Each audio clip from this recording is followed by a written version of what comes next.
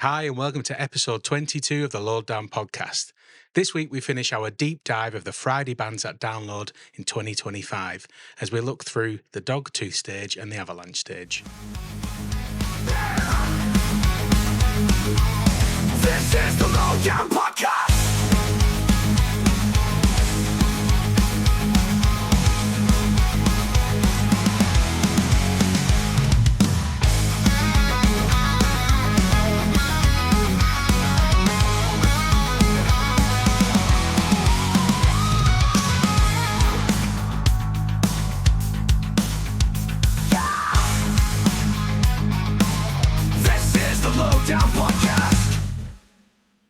Good evening, Johnny. Good evening. How are we? We are here on St. Patrick's Day, so Sláinte. Sláinte. We've got a token Guinness going on. That is good stuff. The best. It's only just after we came back from Dublin this time last year, isn't it? Is it? From From Macca's Stag Do? Yeah, that was in March. Jane, we were in Lancaster today, and Jane said, it'll have been about a year since Macca's wedding. Yeah. Macca's and Lucy's You're right, wedding, actually. so Yeah. that Very was good. very good day. So how's your week been?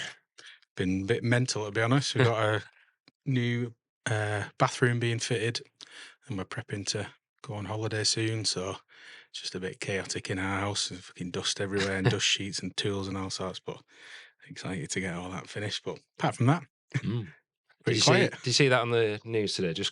I think when you said tool, it got me on to back to the beginning again. Yeah.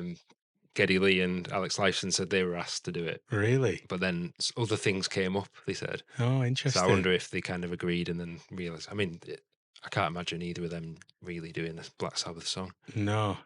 Because did you say you'd read somewhere that some bands have been asked to do like one of their own songs and then one Black Sabbath Yeah, song? that's what Randy Blythe said out of Wow. Lamb of God. And Slayer have also said they're doing a Black Sabbath cover. Okay. So right. I think pretty much everyone on the bill will do however many of their own songs They can allowed, get, and then a Sabbath cover as well. Pretty cool. Yeah, it'd be good. Yeah. Yeah, and then obviously Papa Tobias Forge said he was asked to take the whole band there. Yeah, I'd seen that on these That's a Kerrang shame. radio. That would have been good. Yeah, he said it was just too much logistically for the whole Yeah. band to get over there. Yeah, it's easy enough to get you just one guy and the microphone in it. Just give a couple of celebs the same mask, they wouldn't even know, would they? No. Just say it is. Yeah, that's it. Wouldn't matter. Is it? That's true. Yeah, just put it on the Sleep Token drummer. And Exactly. Speaking of which, brand new Sleep Token song has come out. They're a lot of hype. A lot of hype. Yeah. We have quite different opinions on it. So We do, far. yeah, we do. I really like it. It's a bit. It's kind of what I expected. I'll be honest. Yeah. Which I don't know whether I'm a little bit disappointed with that. Yeah, is that a good thing or a bad thing? Yeah. And I'll listen to it, proper headphones on. Took me to another place. It was brilliant. Yeah, but, they're good at that. Yeah, they are very good. Just took me to a different world. But then reflecting on it, I'm not quite sure. Not quite sure whether it's a. I listened big again today. My initial reaction was we were commenting on the forums with Josh, and he said the same. It didn't kind of grab him like Chokehold did. Yeah. That wasn't intentional. Sorry, Josh. And for me, it just sounded like a little bit of a B-side off Take Me Back to Eden. Yeah. It's very similar in vibe, where I was kind of hoping for a bit more of an evolution. Yeah. It sounds great. I think the guitars are a little bit muted, a little bit quiet in the mix. If you think to Chokehold and the Summoning, they're quite crushing the guitars, and that they are. And I also think the guitars lead a lot of the songs. Whereas we said today, this song feels a bit like they've written a song like an R&B type song, and then just put some guitars over the top of it. Yeah. Still like it nonetheless. I like it. Yeah. I don't dislike it. No. It's just not. It's not made me as excited as I hoped I would be by a lead single.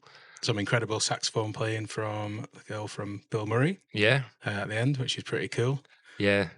People on the forum again were saying they thought they'd taken some inspiration from Bill Murray, but then it is the actual sax player. Brilliant. They were a band I really hoped to download. Yeah, Bill Murray, they too. were excellent, obviously, talking to her. I think they're at Slam Dunk, aren't they? Reading and Leeds. Oh, they are. They Yeah. are on the Bring Me Day, aren't they? Yeah, that's right. That's still a mad lineup. It is. Is it like Becky Hill on the same day as Bring Me the Horizon? Yeah. And Limp Bizkit now, I think. Is it? Oh yeah, Limp Bizkit got added. Yeah. That they draft Limp Bizkit into a different lineup each year to save it, don't they? Like they did with Download. Yeah. Come in last minute and save the day. And Limp Bizkit have just done their Welcome to Loserville tour. That was a Son of Dark song, wasn't it? Was it? It's like Ticket Out of Loserville or something. Him out of Busted's other band. Oh yeah. Random thoughts from me and Johnny into my brain there. Yeah. But yeah, a lot of our friends went, didn't they? Look, they had an absolute blast. Lots of red caps. Yeah. On everywhere. It looked fucking brilliant. It still makes me question, looking at the set list again, they played 12 songs and 2 of them were break stuff. Yeah. At their own headline tour.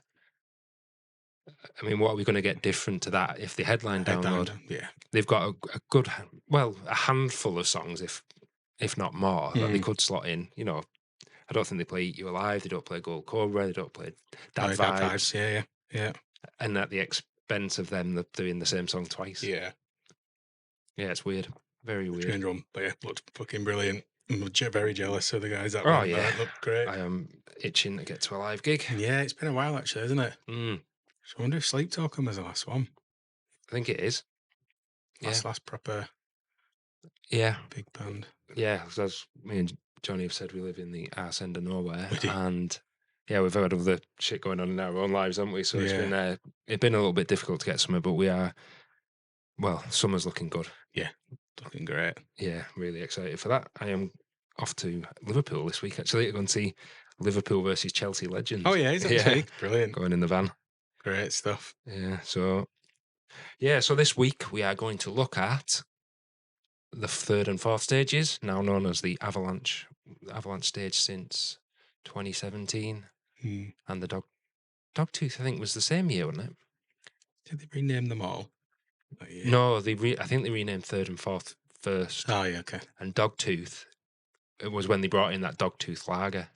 Dogtooth bit, like crafty sort of beer they did. Dogtooth ale. Actually. It was all right, actually. It was probably one of the better ones they did. I can't remember if that came in 16 or 17. So what was it prior to Dogtooth and... Probably just... it was the Maverick stage for a while, the 3rd one, after Andy Coppin himself. Oh, yeah. And then a lot of the stages just rotated based on who was sponsoring, even like the 2nd stage was Zippo, wasn't it? And, oh, yeah. What else have we got on there? Oh, yeah. Pepsi Max stage before then. Zippo. You won't be able to hear me because I'm looking over my shoulder at me minute posters that I've got. I know. That's the problem with having a tiny little garden shed. I can't fit the actual Everything's line like scaled down. Yeah. Surprised we're not sat on tiny chairs like hobbits. Well, I've got some. Yeah, you have actually. But yeah, so cool. We're going to... These are, obviously, if you haven't been at Download before, these are the tented stages. These are the smaller of the 4 main arena stages. So obviously you've got your Apex being the top. You got Opus is what everyone calls the 2nd stage still, because no matter what you say, still main and all second. habits die hard, don't they? Yeah. And the 3rd stage is a pretty decent sized tent. I think it could be a little bigger, but it's a good tent. And 4th has got bigger in 23. 23 when Creeper played the secret set. Yeah. They put a bigger tent in there and it is a lot better. The old one was shit. It always feels like you're on a bit of a hill in there. It is, yeah. Yeah, I suppose it is. It's on the slope, but because it used to be almost like side on, like quite a shallow tent. But there used to be just pillars everywhere. You can't really bloody see anything. Yeah. I remember Aaron Buchanan coming out crowd surfing, doing his handstand on the crowd. Oh yeah. And by the time he'd actually got going, he was nearly thrown out the back. Out the back of it.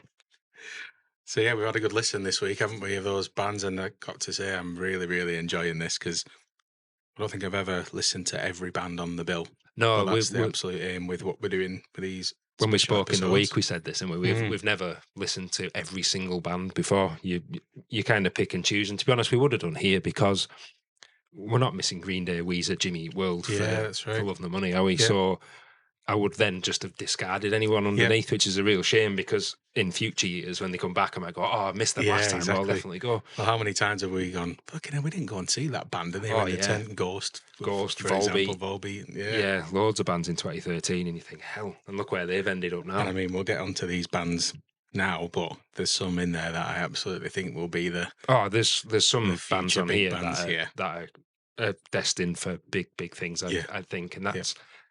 I hope to find some more of those on Saturday and Sunday, but I think there's definitely some on this Friday. Yeah, which is a shame because we're pretty maxed out. Yeah, no, fortunately, we'll say in a minute, but there's some of them I think we will get to see. So. Yeah, and if you are listening and you've got a slot to fill, have a listen to some of these bands because there's some excellent ones going around. So, Johnny, we'll start on Dogtooth on Friday. Yeah. Who have we got? Let's have a look. Getting distracted. My wife's asking if she can watch Married at First Sight without me. Yeah, she can. Right.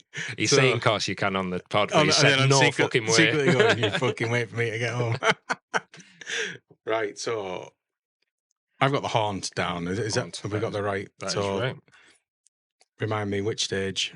The Haunt are on Dogtooth stage. Dogtooth stage. Cool. So they were the first band that I listened to. Have we got? Bio.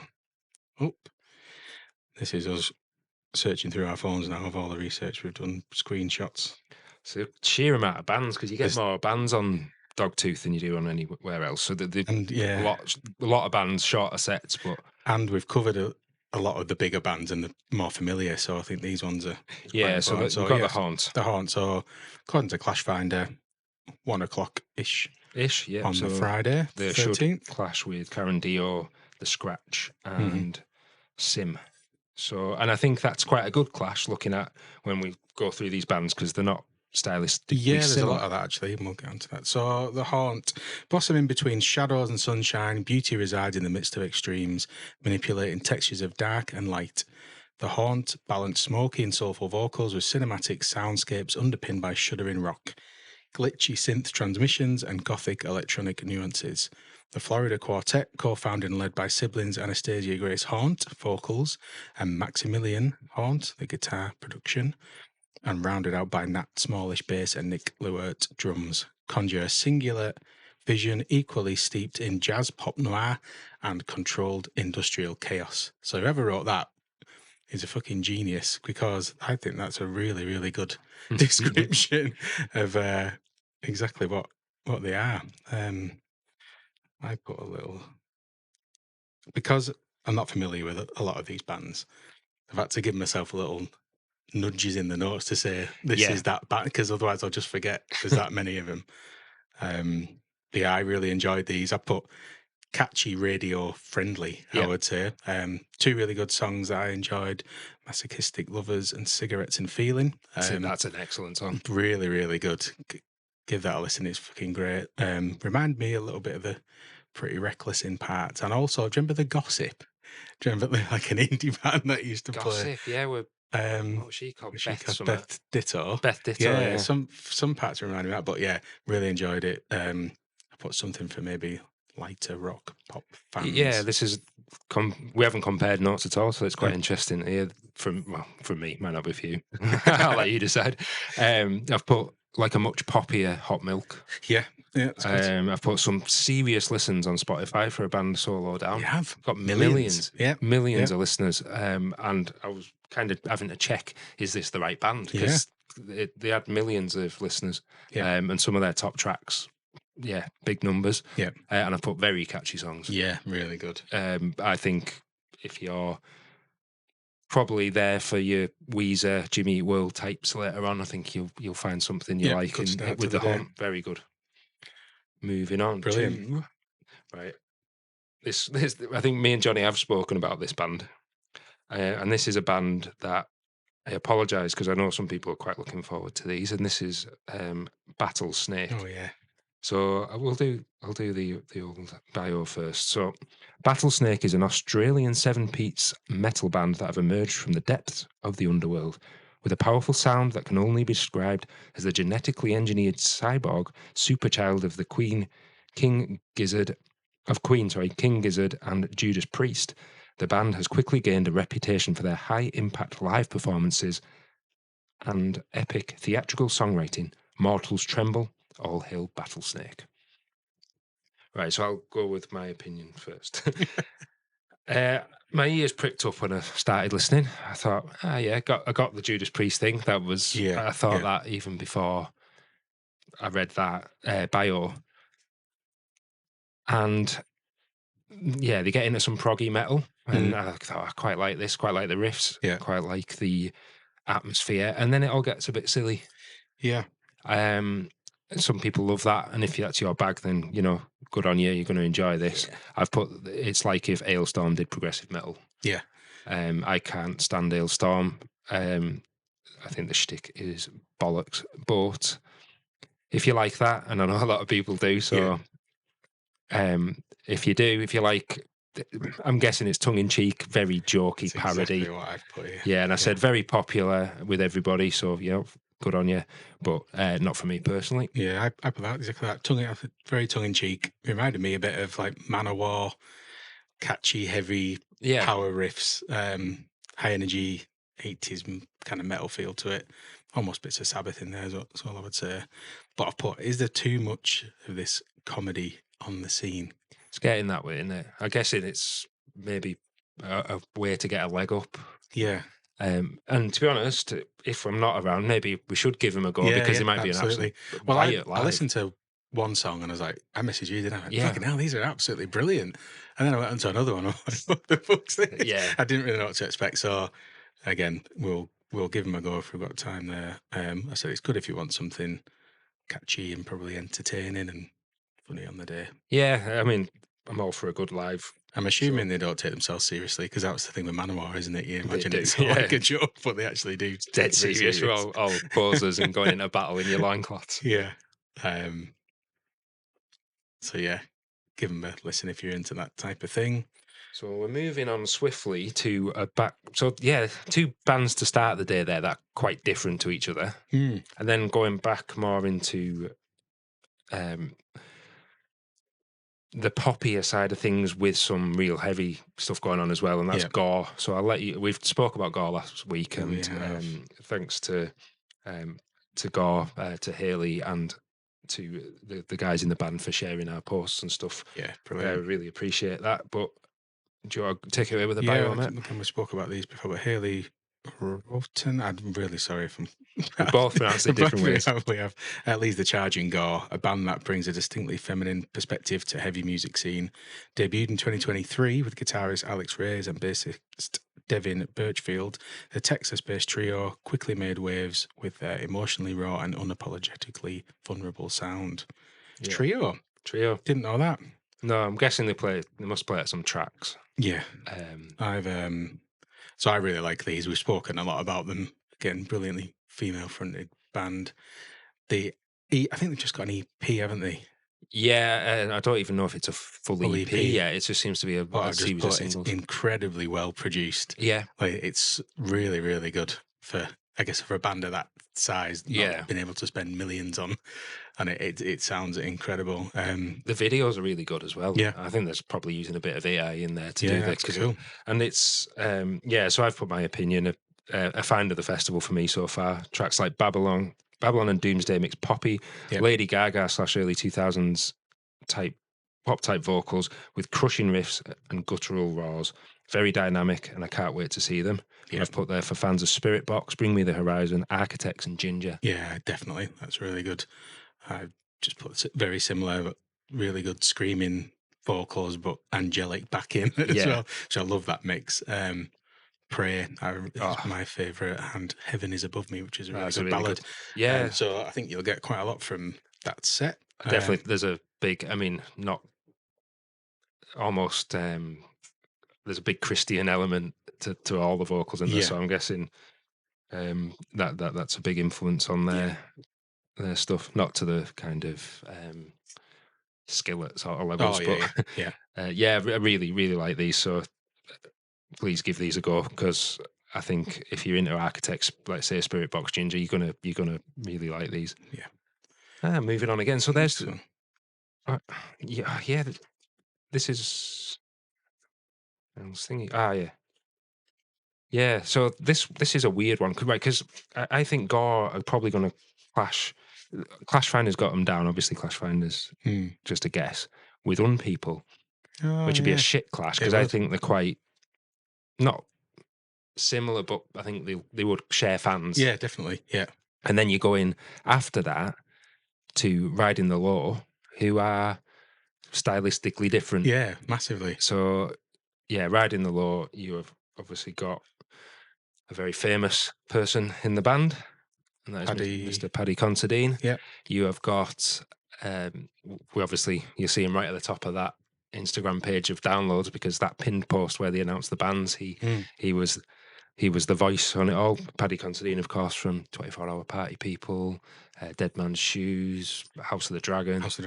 Yeah. Being an excellent actor. And let's quickly do the thing. Yeah, so Riding the Law are returning to download once more in 2025. The band are local to the festival, and the hallowed grounds of Donington have a sacred place in their hearts. They made their download debut on the Dogtooth stage in 2019, playing their eclectic mix of indie and rock anthems. As a kid, lead singer Paddy Considine used to hear the festival rumbling from his bedroom window. I'm going to come back to that in a minute. And longed to play there. The eclectic band are ready to perform a diverse set, bringing out some of their heaviest songs for the download crowd. They enter the festival after a year of playing live shows on and off.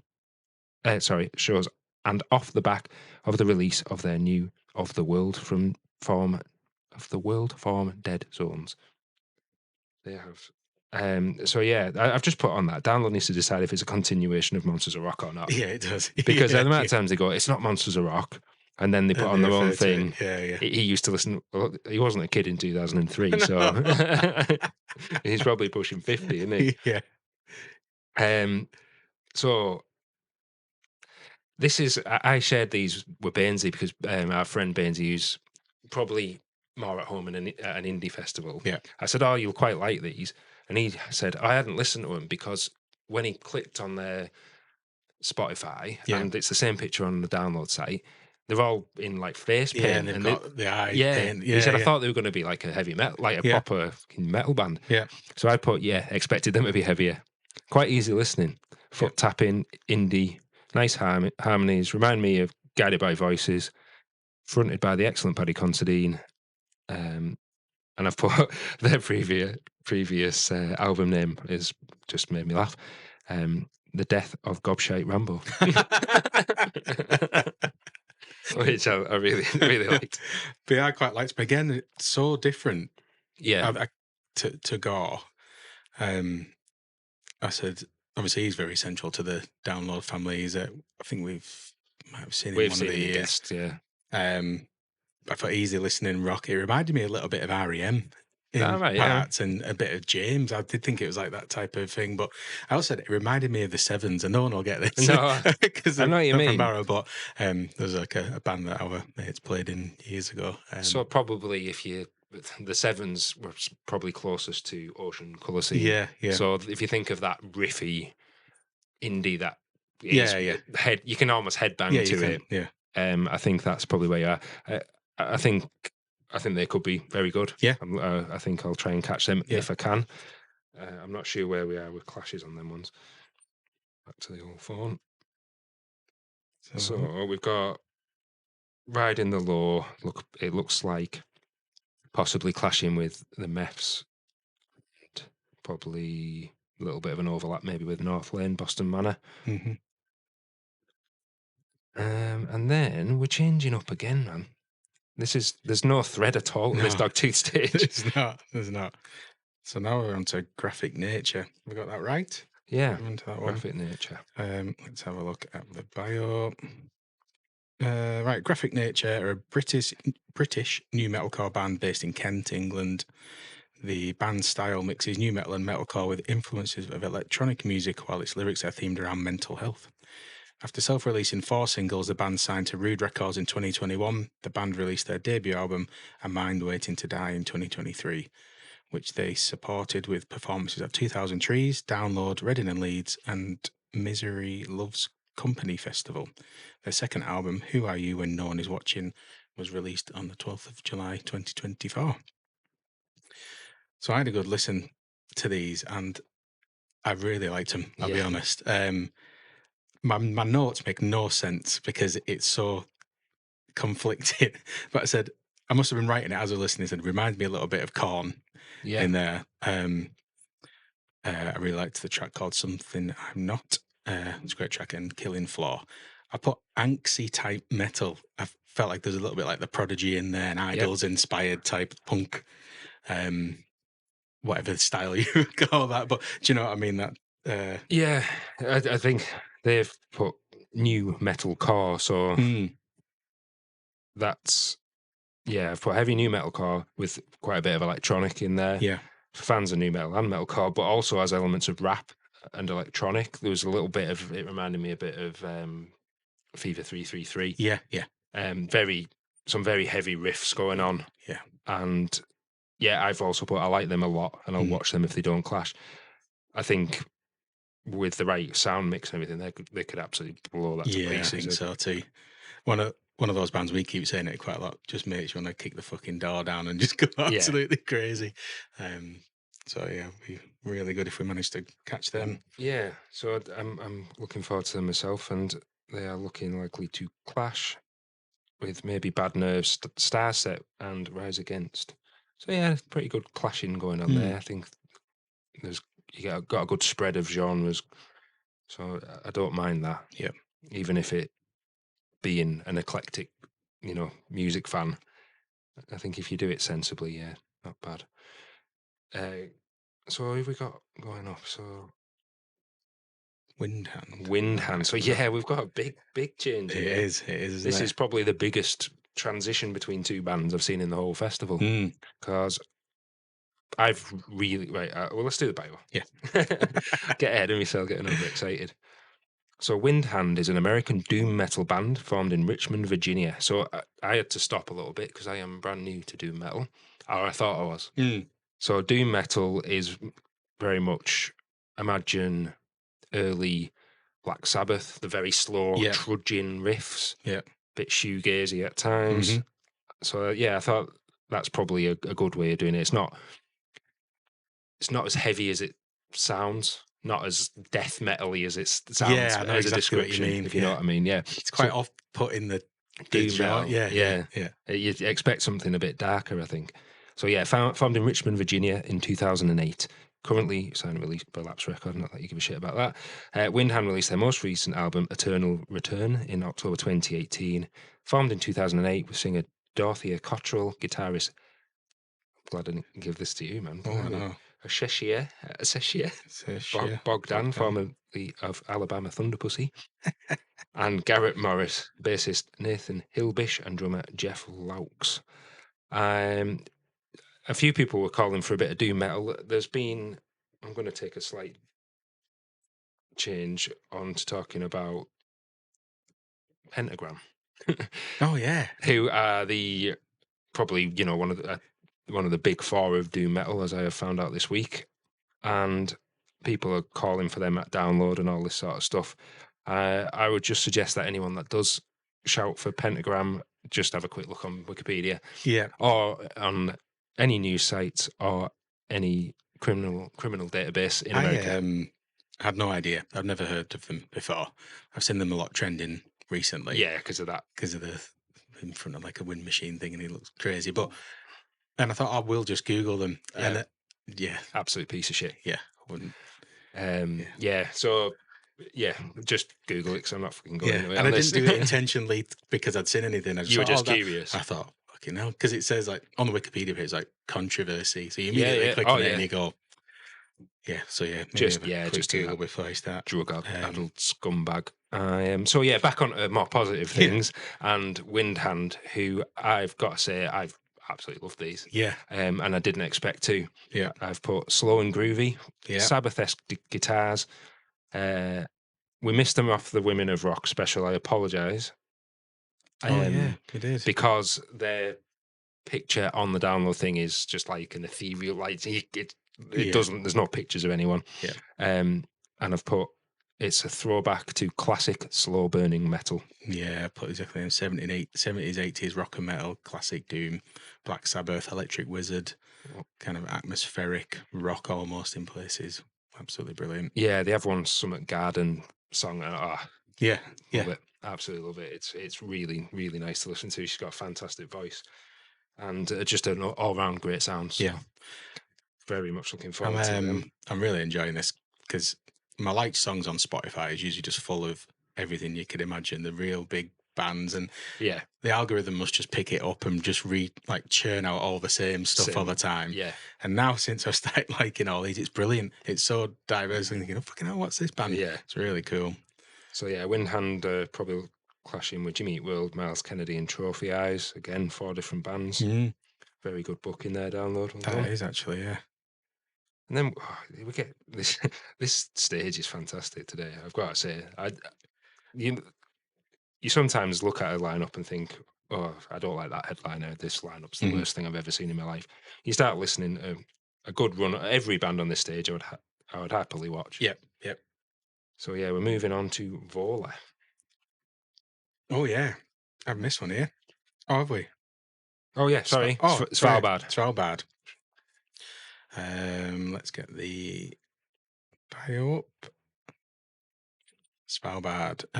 You'd be forgiven for struggling to summarise the sound of Svalbard in a few words, which I think is very true. Thanks. Since forming in 2011, the band have had their hands in black metal, post-rock, D-beat, shoegaze, hardcore and post-metal. Whilst their music stubbornly refuses to fit neatly into one genre, one word remains a fitting adjective for the British quartet, which is unique. Svalbard spent their early years playing DIY shows, releasing 3 EPs and honing their sound, and before eventually dropping their debut album, One Day All This Will End, in 2015. Is that the name of the album? It'll end in 2015. I was hoping it was released. It must have been when it was released. Yeah. One day this will all end in 2015. Very specific. One day, but this Since one then, Svalbard getting the momentum of a runaway freight train, releasing further albums whilst continuing to refine their vast array of musical influences, drawing from video game soundtracks, grindcore and dream pop, all buried with a distorted yet dynamic sound. This is another one. The amount of times I'm having to Google genres now. Yeah. What the fucking hell's dream pop? I have no idea. I struggle between metal and doom metal and new metal, and bad at the best of times. But again, another band I really liked. It's a band that I've seen a lot of in the forums and on the Facebook groups. Lots of hype around them. Reminded me a little bit of Alexis on Fire in places. Really good female singer. A little bit of Opeth in places for me, I put. Yeah. I said they go from like a really fast pace to prog and ethereal almost. And again, I must have thought of like sounded like Alexis on Fire because I wrote it twice. So yeah, very much doubling down. Yeah, doubling down on that. Really, really enjoyed listening. Yeah, to I've put very eclectic. Some very mellow sections, some soaring choruses, and some incredibly heavy. Yeah, I love that in a band. Yeah, I really do. Yeah, you sometimes just get sick of being hit over the head with the same sound for 45 minutes. So if they can change it up and have dynamics to the set, then absolutely fantastic. And then we are moving on finally to Vola. Yes. And these are one of my absolute finds, I think, as well, of the festival. Do you want to do the... Yeah, so known for their innovative approach to progressive metal, Vola continues to captivate audiences with their blend of intense rhythmic complexity and poignant lyrical narratives. The band has always transcended genre boundaries, delivering music that is as intellectually stimulating as it is emotionally resonant. Over the years, Vola's discography has showcased their bold fusion of styles. Their debut, In Mazes, introduced a sound characterized by ambient textures and heavy riffs, which evolved into more intricate musical landscapes in subsequent releases, like Applause of a Distant Crowd. These albums have earned critical acclaim and bolstered their reputation in the metal scene, attracting a dedicated following with their unique blend of electronic elements and profound musical narratives. So yeah, I put for fans of, and then not put anything. So God knows. I've put Breaking Benjamin. Oh, right. It reminded me a bit of them. Yeah, I've put thoughts, quite a lot of distinction between the songs, quite ethereal at times, then in parts of some really good bouncy sections. I've really enjoyed listening to them, and I will listen again. Yeah, I've really liked them. Probably one of the bands I've had most on repeat from Yeah. that day. Paper Wolf, I think we've spoke about that before. That's a hell of a track. And Cannibal, which features Andre Freedom from In Flames. Ah, right, okay. Yeah, they would be. I think they'll sound huge if they get the sound right. That will be, kind of melt your face type territory.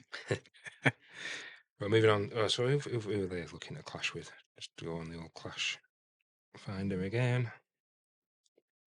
So Vola, Elliot Minor, back end of Opeth, maybe Weezer. Starting to get a little bit clashy now. Yeah, it's not my best day. The Friday, I'm a bit gutted, really. Yeah, I could have spread Friday out across the whole weekend. Yeah, and me had too. A great time. Yeah. So we'll move on to Alcest. Yeah, another band that I've seen all over the forums and all over Reddit and all over the Facebook groups. Again, not really come across them before. But that seem to have a lot of hype around them. Let's get the bio up. Alcest is a French post-black metal band from... Oh, Mike, you stitched me up here. Not as... Wait till you see the next one I've got to read. From Bagnols, founded and led by Nige Stefan Pout. It began in 2000 as a black metal solo project by Nige, then became a trio, but members Ignor and Argoth left the band following the 2001 release of their first demo. So Mike Tyson gets his hoovers.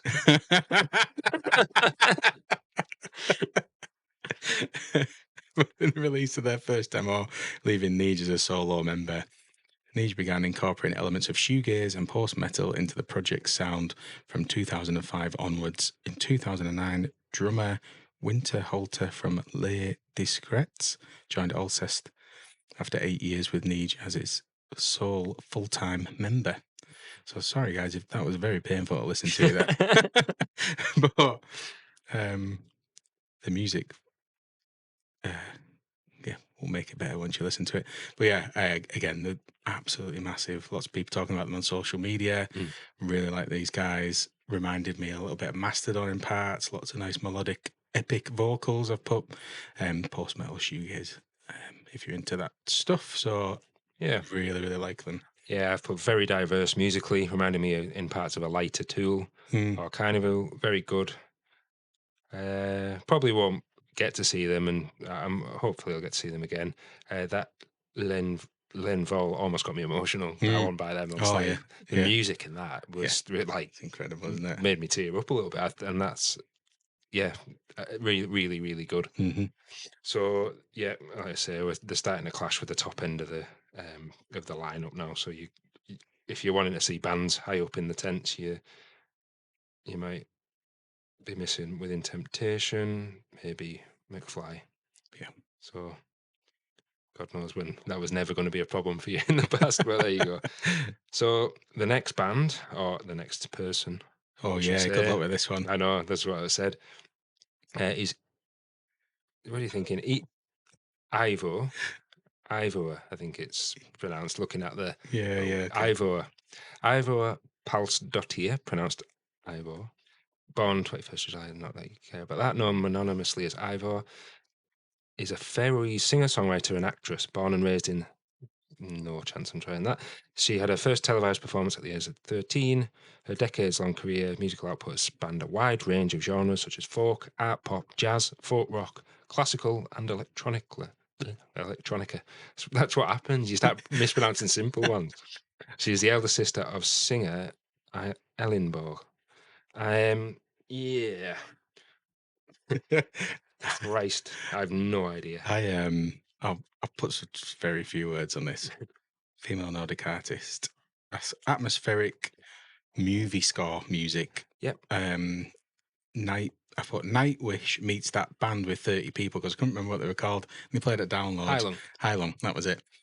She supported Hylung on Did the she? UK tour. Oh, okay, cool. There's a video, I think it's the video I shared with you actually, that was at Hammersmith supporting Hylung. Okay. I couldn't find anything rock in this at all. It's purely electronic and folk, basically. Big following, quite a bizarre spectacle. If you like Hylung, you'll like this. I will not be there. And then the DNA comment on YouTube. And someone had commented saying, I found that this music really spoke to me, so I went and got a DNA test and found that I have Nordic elements. Sing it for our ancestors. An absolute bellend. Yeah, like you said, is it the Last Kingdom, the Lost Kingdom, whichever it was? She did the score for that. Yeah, because I was skipping through the songs on Spotify, listened to maybe 2 or 3, and I thought, oh, maybe this is like off a movie score, and I was trying to find some other things, expecting something different to pop up, and it wasn't. It was very similar all the way through. I mean, if you're into that, that's brilliant. It's absolutely if you masterpiece. But that's it. If it is your thing, looking at the live stuff, she's fucking incredible at what she does. I can't believe a human being can make the sounds that she makes.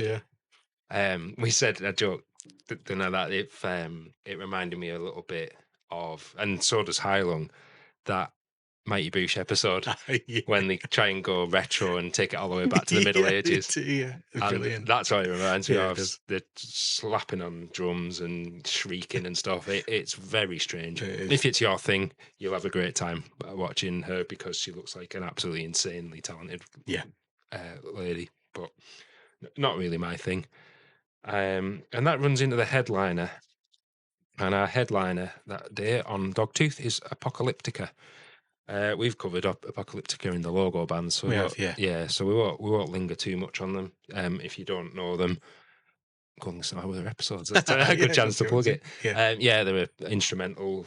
Started as a Metallica string tribute, didn't they? Very good at what they do. Again, I probably won't go and see them. I'd probably watch them if they're on in the afternoon or something. I would have done. Yeah, it's a shame really that they're on. But if you don't like, but who are they clashing with then? Again, all guesswork, but probably if Green Day clash with anyone, I'd be surprised. But they're currently down as clashing with Green Day. So if you're needing something different to watch, then there you go. It's quite a good clash, really. Isn't it? Yeah, it is. It's totally different, isn't it? Yeah, they play some excellent Metallica covers. Do they have singers coming out with them and stuff? No, I don't think they do. Do they not? Like I said when we talked through the logo bands, they have an album with guest singers, and it's brilliant. It's really good. So I wish they would do something like that, but alas. So that is Dogtooth. What a stage! Fucking hell, that's a great day. Brilliant, isn't it? Yeah, I like I said, even Ivo, or however you pronounce it. I mean, I'd still watch it because it's mad. And Thursday is usually our big night, isn't it? Yeah. It's the first night we're all getting back together and going a bit crazy. So, but I think that to start the day off with those bands is fucking brilliant. That'll set you off nicely.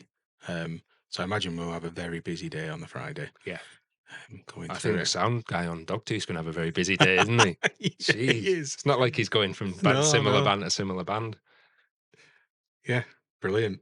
Sorry, I really, really enjoyed that, mate. Going through those bands and listening to them, it's been a hell of a treat. Yeah, it has. It's, like we said, one of the best things of this podcast so far is really forcing us to listen. So, and that's why we put a little bit about why, which bands they're similar to, because I think otherwise you might just skim across them on a lineup. Right. Yeah, and I think if we'd have listened more to probably Dear Download and that over the years, which we have done, but I think we probably should have paid more attention to the lineup. So yeah, we should have done. Yeah, if you hear one that you think sounds like some bands you like, give them a go, because I think you might find some of your new favourite bands amongst that Dogtooth stage. And similarly, if you are big fans of any of those bands, please ping us over some comments or ping us over some footage of you there, because we'd love to see. Some song recommendations. What are your favourite songs by them? Yeah. So thanks. We're gonna have a little pause. We'll warm up and then pour another pint, and then then we're gonna trek across main and second all the way into the corner and go to Avalanche stage. This is the Lowdown Podcast. All right, so we move on to the Avalanche stage. So if you don't know, Download, the Avalanche, well, last year at least, was over in the, as you're coming in, it's down sort of stage right, isn't it, to the main stage. So if you're looking at the main stage, it's down on the left. Yeah, in the far corner past, they have a few like sit-in bars, they had a cocktail lounge down there. It's quite good actually. Yeah, and nowhere near enough toilets in that area. But yeah, it's a good stage. Good stage. You often get themed bands.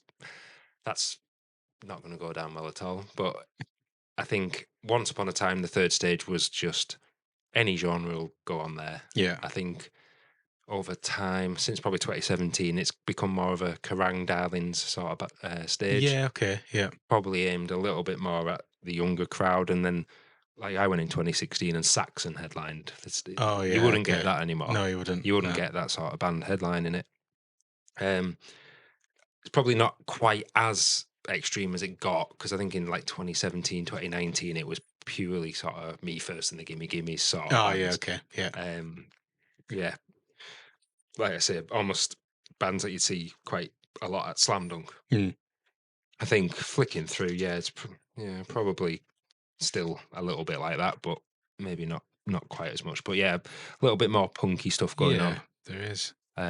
So we're starting, Johnny, with Karen Dio. So a bit for the bio.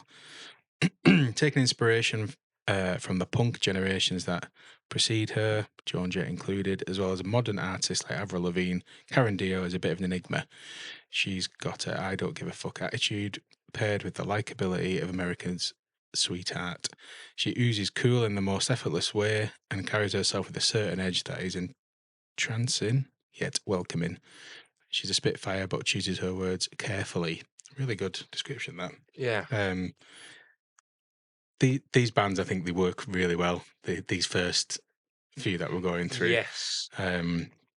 So yeah, for a first up on the Friday morning, I think that is a brilliant booking. Yeah. But really fun punk riot rock. Yes. But whether that's a genre, but I think people get where I'm coming from. Just made my head bang and want to crack open a beer and jump around in my office, because that's what I was listening to. And I really enjoyed the song. It's Sick Ride. Yeah, really, really. Look, if you're looking to blow off the cobwebs on the Friday morning and get rid of that hangover, exactly. I think that's the perfect opening act. Yeah, I've put some of the riffs are Hives-esque. Yeah. At the same time, remind me a lot of mid 2000s indie punk. Will be an energetic shot. I was going to say an energetic shot in the arm, which works. I'll go with it. And I've put for fans of Joan Jett, Hives, and the Pixies. Yeah. She was supporting Limp Bizkit on the tour. Brilliant. So yeah, if you saw Karen Dio on that, on this current one, yeah. Oh, brilliant. I think she maybe opened. That's great. She'll have got a hell of a lot of exposure through that. So yeah, I really think cool. It's another. I mean, it's a good name. Yeah, like big fans of Dio. So yeah. It stands out in the lineup to us. It's nothing like Dio, but yeah, I think it's going to be an energetic start. We didn't pour a beer, did we? We didn't. I'm rubbish. I'll do it while you're doing the next. The next bio, just to ignore the Johnny on the old surge machine. We are not sponsored. Don't block our videos, YouTube. Yeah, so like Johnny said then, the next few bands on this stage are very complimentary, I think is this. Yeah. Johnny's wrecking the fucking space. That excited by Karen Dio that he's throwing shit around. So we're moving on to a band called Dead Pony. And yeah, let me have a look. So Dead Pony. Straight out of Glasgow, Dead Pony is tearing through the music scene with unbreakable grit and a sound that hits like a live wire. I don't know how a live wire hits. Known for their raw lyrics and unhinged energy on stage, this band lives by a get in the van and go ethos.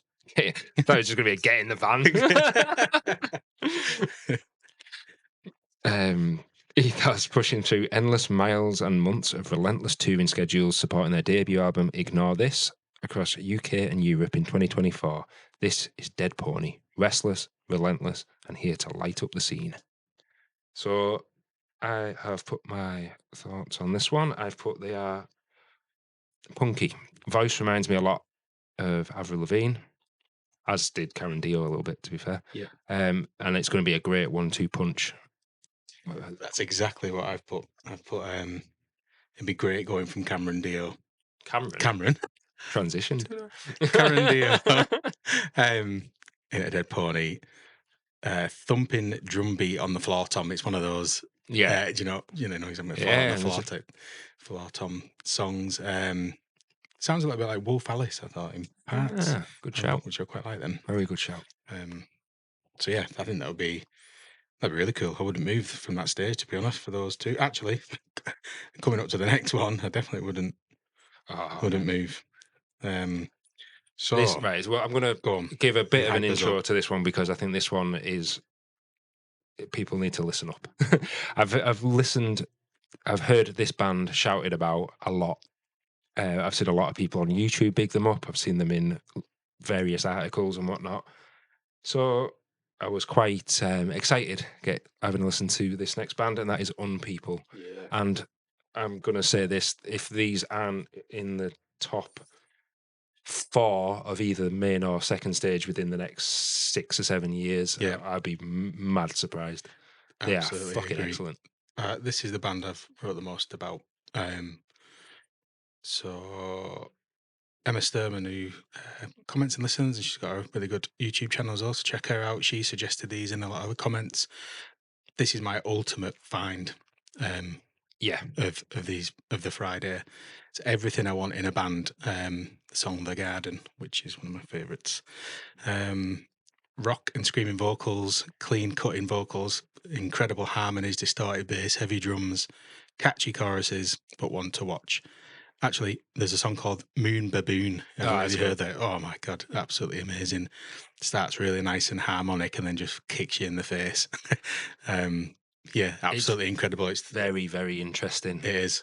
At first listen, even to The Garden, I was just like, what the fucking hell is this? Because it's like, I don't know, it was different, you know, immediately different. And I thought, at first 30 seconds, I was like, oh, this is strange. And then the more, it just absolutely excellent. I'm riffing because I've actually forgotten about it. I was that impressed I didn't write anything down. Yeah, I've wrote vocals almost sound like, and then I just stopped wriing because I must have just got totally distracted by the song. Well, that's it. It was one of them that I put on a listen to. I thought I'll listen to 3 or 4 songs to get a bit of a vibe, and then just didn't stop listening for an afternoon.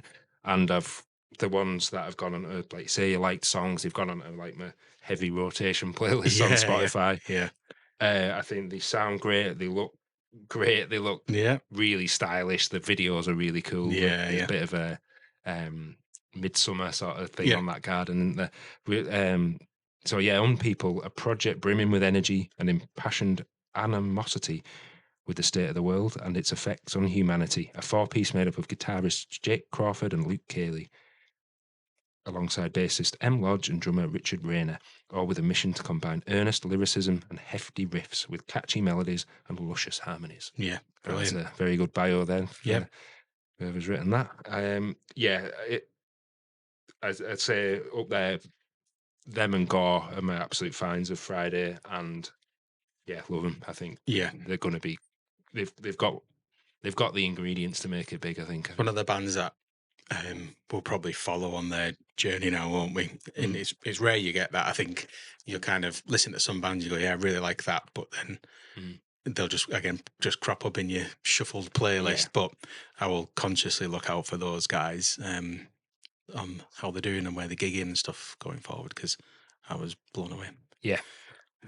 Very good. And again, you go through Karen Dio, Dead Pony, and Unpeople. Yeah, that's a great morning. And then again, I mean, if you like punky stuff, you're just going to be in heaven on this stage because we're on to the Meths. Oh yeah. So, have you got the bio? I have. While I get it up, So I saw the Meths supporting Alice Cooper. Yeah. At first, I wasn't. One of them where I was just like, well, I've got a beer. I'm sat here in the in my seat, kind of nodding along a little bit, and then once they got a couple of songs into the set, they really got the crowd going. They kind of grabbed everyone and didn't let go. So, I've got a bit of a bio. The Meths are a UK-based punk band formed in 2019, known for their energetic live performances and politically charged lyrics, featuring Lily Hopkins and Lewis Copsey. Yeah, There's just 2 of them. Just 2 of them, yeah. Oh, cool. You like two-piece bands? I do. I always think it's not enough people, but Yeah. I always think you could do with a bass player, really. Yeah. I put straightforward punk, two-piece, reminiscent of Soft Play and Bob Vylan. Yeah, brilliant. Very good. Can't go wrong with these. Who, because I'm a bit worried about missing Unpeople and Into the Meths. Who are we looking at potentially clashing with again? Yeah, well, this is where the clashes get a little bit shit for me, because Unpeople, I'll say it for the last time, Clash Finder isn't set in stone. It's someone's best guess cut, so it could be totally off, but it's our best guess for now.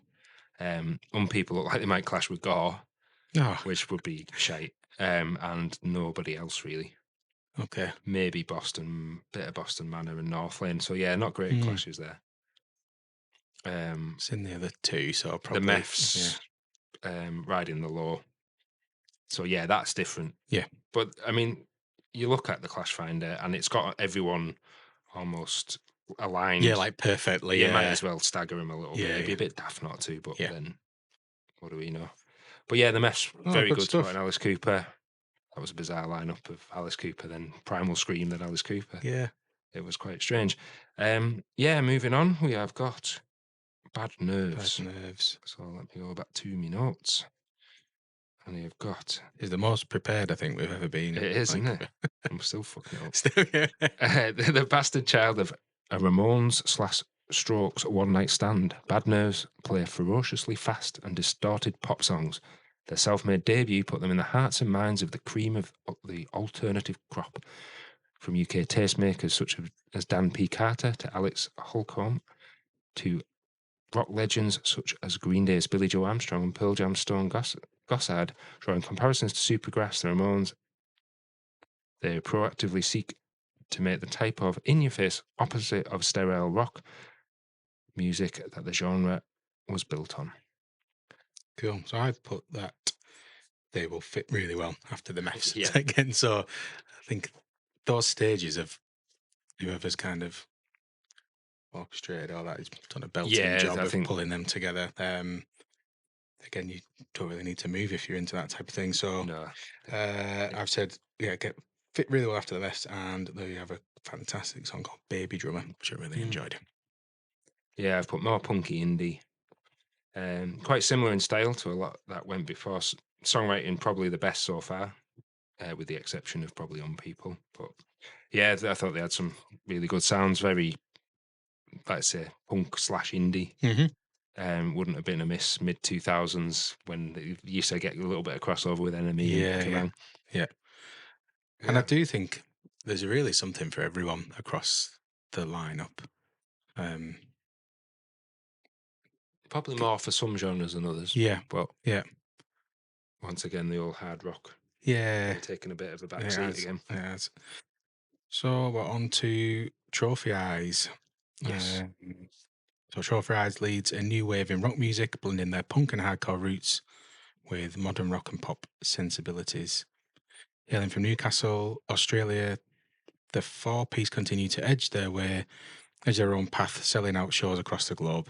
Known for their brutally honest and emotional storytelling and lyricism, combined with one of the most energetic live shows you can find, Trophy Eyes is set to take over.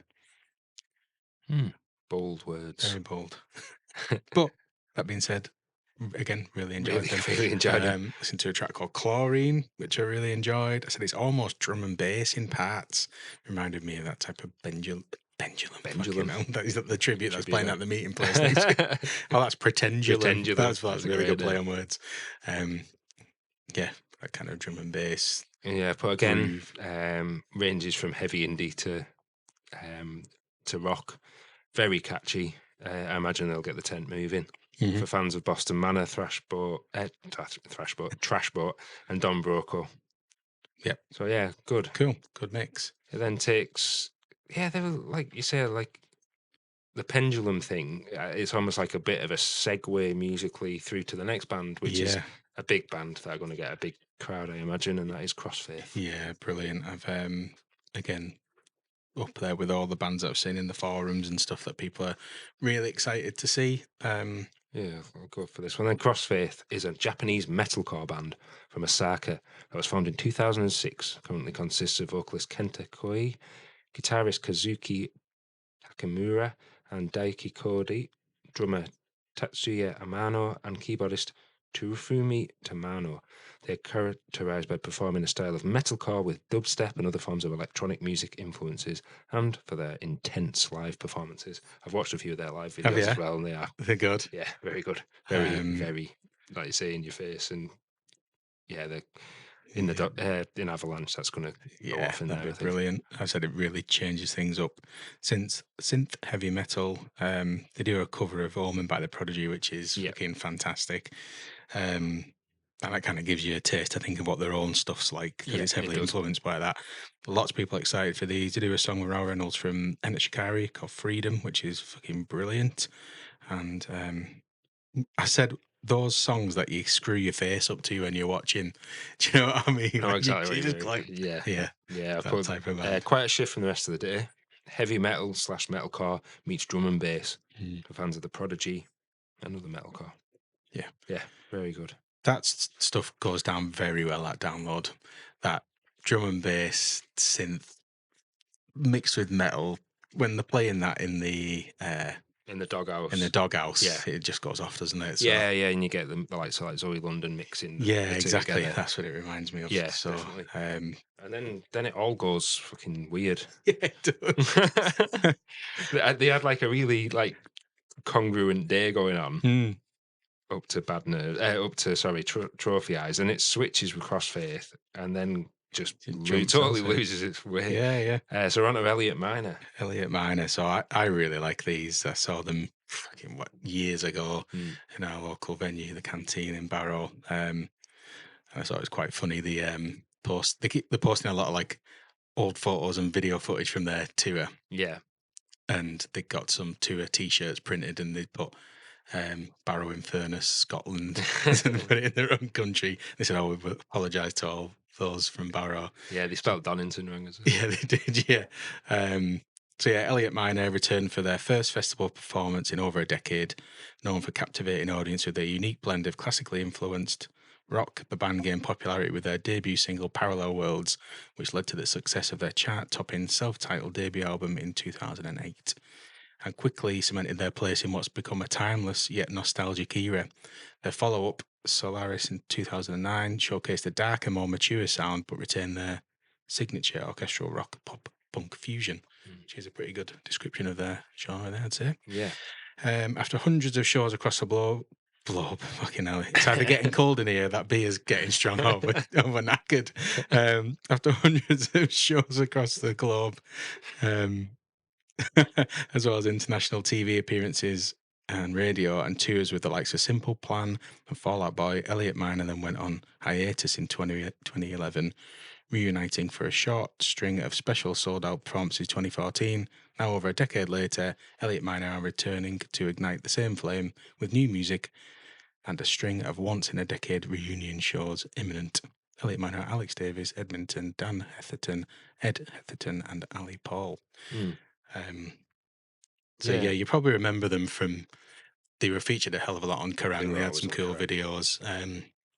All like absolutely stunning guys. Do you know what I mean? Like they've just been manufactured and brought together. Yeah, they were. They were like. He had a bit of a look like Derek Whibley back in the day, didn't he? Yeah. Probably quite an underrated band. Some really catchy songs. Very rich musical sound. New song. Is quite rousing, like a much poppier Bullet. I've put getting a lot of flack on X actually. Okay. Yeah, and this is I'm gonna put apparently on everything just so no one gets in trouble. But they're getting a little bit of flack because they put like a silent auction on apparently. All right. And you got to bid what you wanted, and the top bids supported them on the tour. So, right, okay. Which. Someone on the forum said I didn't have Elliot Minor pay-to-play support slots on me 2025 bingo because it seems a bit shit, really. I mean, how many other tours are the same, though? Do you know? Oh, yeah. Just goes under the radar. Oh, of course. But, that's true. Very true. But yeah, I did a bit of Googling because I wondered how they came about.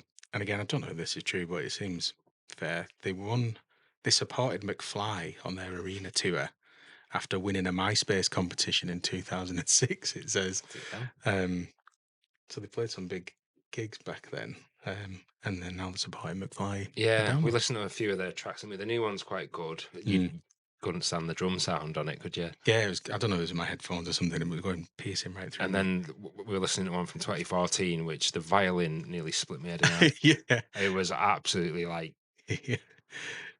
painful. But some very fucking catchy songs. Yeah, it sounds like I'm not dissing them musically. No. The mixing was just really bad on it. Parallel Worlds and Jessica. You'll definitely recognise them. And Alex Davies is the lead singer, I guess.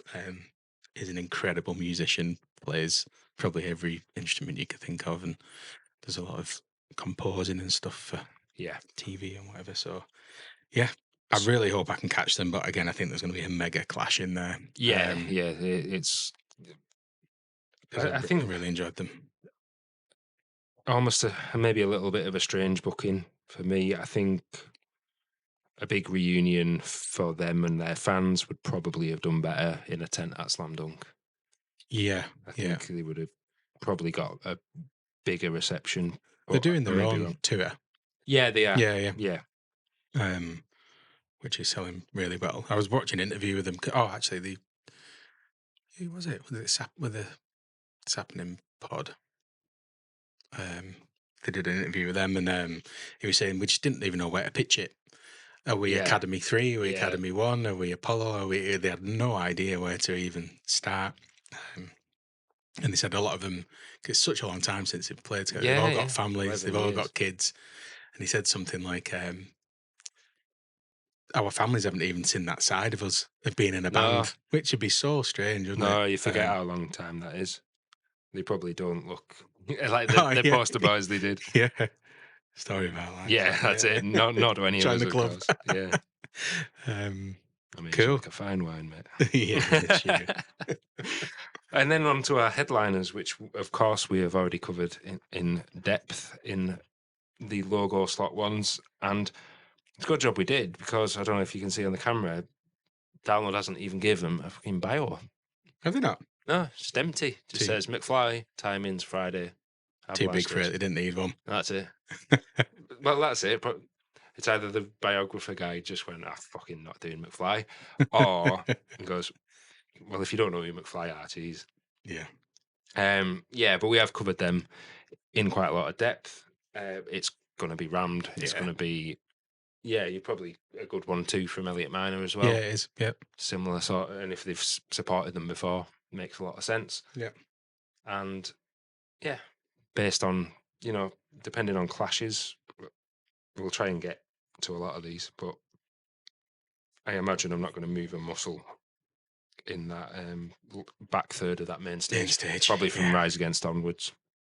Yeah, if there's a significant gap between Green Day and Weezer, probably just end up going for a beer and a piss. But yeah, queue up for a piss. I mean, speaking of going for a piss, I mean, we did the episode last week with Rosie and Kate, and we created a bit of a reel, didn't we, on our reaction to the toilet situation. Yeah. And it's absolutely blown up everywhere. It's like insane, and I think it's quite telling. It means people were absolutely agreeing with our views on it. And we've had some guys get in touch, talk about the female portaloos and stuff, haven't they? And kicked off some of those conversations. So I was quite taken back by it, really. Yeah, I think it shows that Kate and Rosie hit the nail on the head quite a bit. Absolutely. I mean, we've been I've never been to a festival without, well, actually Bloodstock, but other than Bloodstock, I've not been to a festival without having at least one or two girls in the group. Yeah. And we've always had that problem at Download more than anywhere. Yeah. Where if it's time for a piss, we don't see the girls for a good whack of time. Or we can go and get a beer, go and grab some food, go for a sit down, and then you reconvene. It was before Fallout Boy last year. I ended up watching the first 20 minutes of Fall Out Boy next to a burger stand because Kate was, and I could still see her just hardly moving in a queue. Yeah.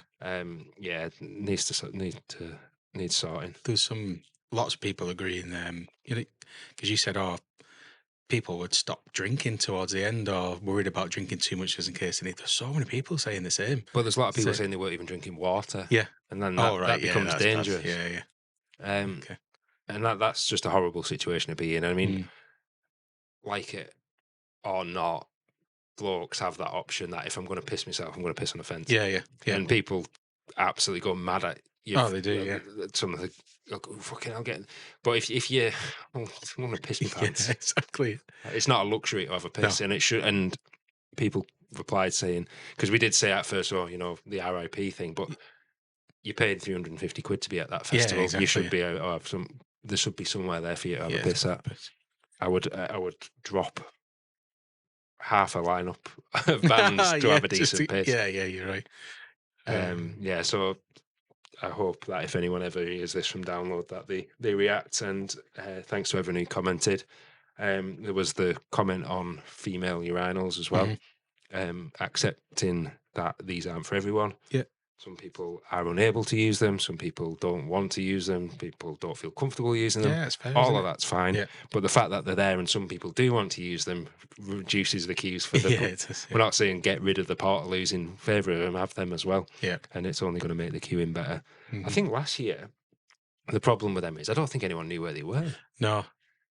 Because they were right over, apparently, by Opus on the second stage, right in that far corner. You know where that where all like the stands. They have like the other kind of clothing stands, and they have that. Is that where they were? Yeah. All right. They have that cake shop there, don't they? And I remember going and watching a load of like properly gothed up people. Oh yeah, like like corpse paint and everything, having afternoon tea, and it just absolutely tickled me. That's why I love it so much. I mean, God love you all for I have nothing but respect for and love for people all gothed up and everything, but it was just such a juxtaposition. It just really cracked me up, and in the same way as the goths on Dodgems at Bloodstock did. It is the funniest thing you'll ever see. Yeah, people making no facial expressions whatsoever in corpse paint, heavy, long black hair, gauntlets and everything, and just not reacting and being absolutely smashed in a Dodgem by some kid. It's brilliant. I love it, and I can't wait to get back. Yeah, I'm getting too giddy for it now, and this podcast isn't helping. No. But it is flying round. It is. I was just going to have a look at that, because we're in March, 17th of March. Jeez. So it's less than 3 months. Is that right? Yeah, just on the website it tells you. That's how many days, isn't it? So we are. This is where it don't work on your phone version. You have to go into the. Oh, silence. 87 days. 13 hours and 21 minutes. Brilliant. As we record this. And it's getting close. Cool. We are very excited. Hope you are too. Yeah, we're going to have to do some more revision this week as we go on to, we're having a bit of a break next week because I'm away. You are, I'm not. You're not. You're still grafting. So next week, all being well with everyone, I'm going to be interviewing the fantastic Ree Chandler, finally, because we've said in the past, Ree was the first person I wanted to interview on this podcast, and she got asked to hang fire by the Access team, which is absolutely fine. But what we're going to do is we're going to have a bit of a chat about what it's like to attend Download as a person with disabilities and access needs. And yeah, we've said it before, I think those are some of the most hardcore Download and rock fans going. So I think it'll be a really interesting. I'm really looking forward to interviewing her and talking to her. I'm gutted I'm away for it. I really can't wait to listen to see. Yeah, it's another. There's so many different parts of Download Festival, and those are a big part of it. Yeah. We've seen, the Access users. We go past them every day as we go in through, because we're in RIP now, so go past them all the time. So yeah, it'd be nice to get a chat and get a feel about what it's like. So So Good yeah, stuff. should we end it there? It's going to be a bit of a long one this week. It With is, yeah. So there's a many lot of bands to bands. cover, aren't there? I know. We have to start swatting up on Yeah. the next We're days. back on main stage, Howie, so hopefully are. it'll be a little easier. But so yeah, we'll have the the Disabled Camp and Access Group interview next week, and then we shall be back on the main stage for Saturday. Yeah. It's going to be good. Great I'm stuff. very excited, and thanks again for listening, everybody. Yep. Take it easy. This is the Lowdown Podcast.